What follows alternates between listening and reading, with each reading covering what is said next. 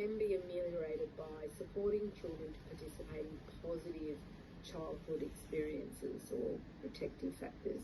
In what ways does your program help to build those positive childhood experiences? So I think one of the main things for us would be that we maintain that client-centered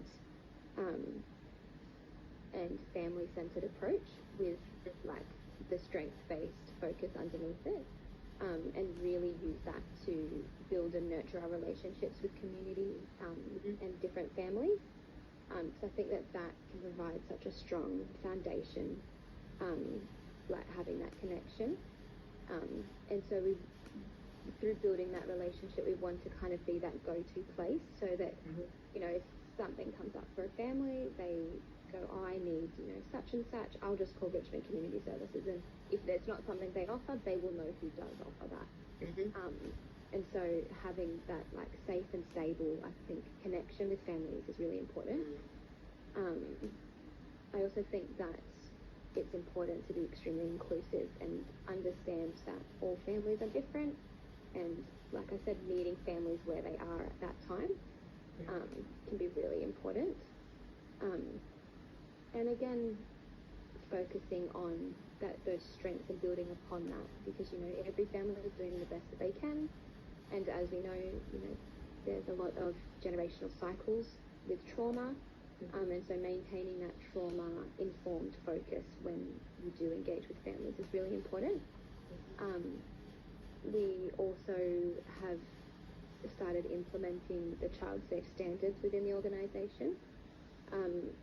Again, it's been something that we've always done, but having to do it formally now with that shift to having the child safe standards implemented within the program.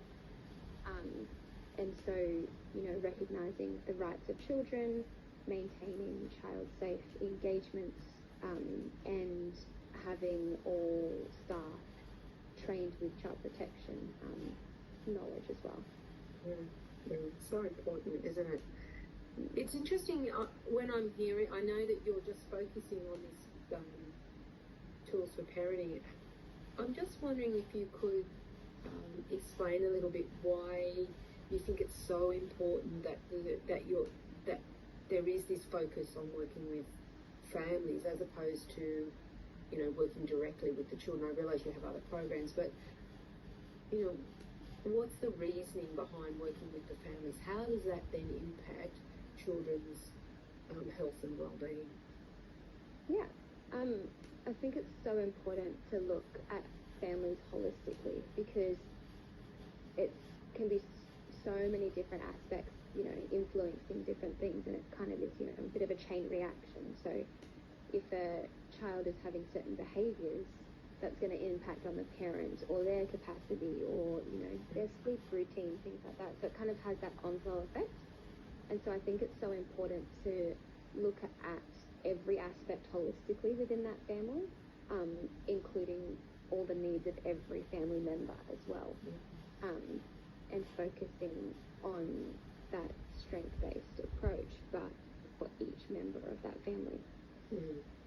So by thinking about the family's capabilities and strengths, they're feeling more capable of taking on that care and support of their child, as opposed to, you know, somebody else doing it, really looking at how you're uplifting that family, because they're going to be with that family, that child, for a long time.